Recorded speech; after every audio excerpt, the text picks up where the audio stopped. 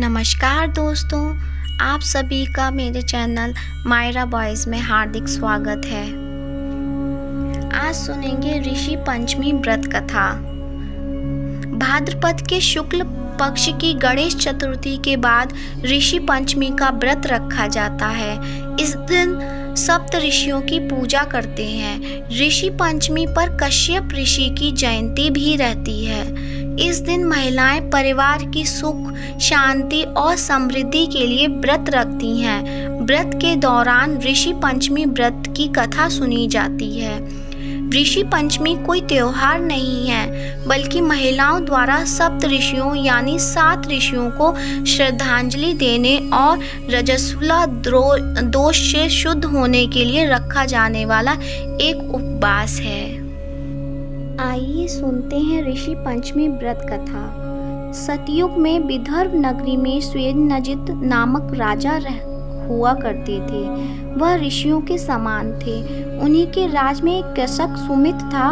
उसकी पत्नी जयश्री अत्यंत पतिव्रता थी। एक समय वर्षा ऋतु में जब उसकी पत्नी खेती के कामों में लगी हुई थी तो वह रजस्वला हो गई। उसको रजस्वला होने का पता लग गया, फिर भी वह घर के कामों में लगी रही। कुछ समय बाद वह दोनों स्त्री पुरुष अपनी अपनी आयु भोगकर मृत्यु को प्राप्त हुए।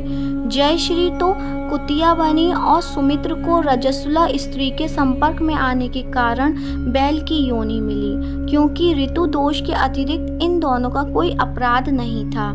इसी कारण इन दोनों को अपने पूर्व जन्म का समस्त विवरण याद रहा। वे दोनों कुतिया और बैल के रूप में उसी नगर में अपने बेटे सुचित्र के यहाँ रहने लगे। धर्मात्मा सुचित अपने अतिथियों का पूर्व सत्कार करता था। अपने पिता के श्राद्ध के दिन उसने अपने घर ब्राह्मणों को भोजन के लिए नाना प्रकार के भोजन बनवाए। जब उसकी स्त्री किसी काम के लिए रसोई में बाहर गई हुई थी तो एक सर्प ने रसोई की खीर के बर्तन में विष वमन कर दिया।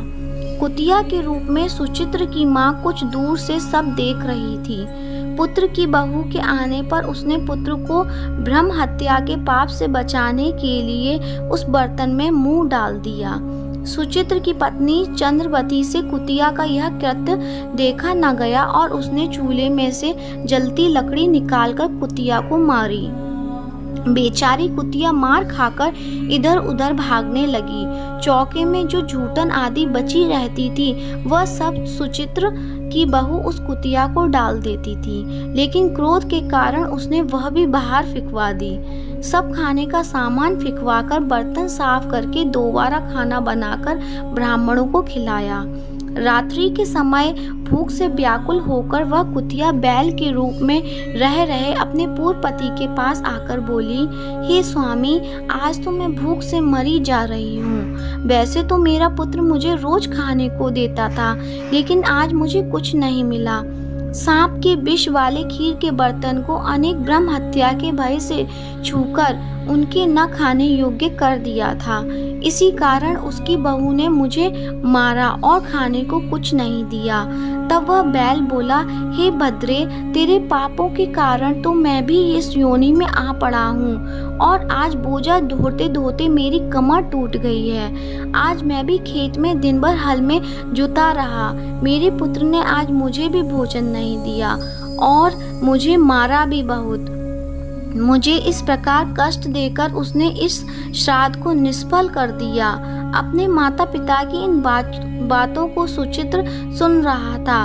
उसने उसी समय दोनों को भरपेट भोजन कराया और फिर उनके दुख से दुखी होकर वन की ओर चला गया। वन में जाकर ऋषियों से पूछा कि मेरे माता पिता किन कर्मों के कारण इस नीची योनि को प्राप्त हुए हैं और अब किस प्रकार से इनको छुटकारा मिल सकता है। तब सप्तमा ऋषि बोले, तुम इनकी मुक्ति के लिए पत्नी सहित ऋषि पंचमी का व्रत धारण करो तथा उसका फल अपने माता पिता को दो। भाद्रपद महीने की शुक्ल पक्ष पंचमी को मुख शुद्ध करके मध्याह्न में नदी के पवित्र जल में स्नान करना और नए रेशमी कपड़े पहनकर अरुंधति सहित सप्त ऋषियों का पूजन करना। इतना सुनकर सुचित्र अपने घर लौट आया और अपनी पत्नी सहित विधि विधान से पूजा व्रत किया। उनके पुत्र पुण्य से माता पिता दोनों पशु योनियों से छूट गए। इसलिए जो महिला श्रद्धापूर्वक ऋषि पंचमी का व्रत करती है वह समस्त सांसारिक सुखों को भोग कर वैकुंठ को जाती है। कथा अच्छी लगी है तो वीडियो को लाइक कीजिए, शेयर कीजिए और यदि आप मेरे चैनल पे नए हैं तो चैनल को सब्सक्राइब कीजिए। धन्यवाद।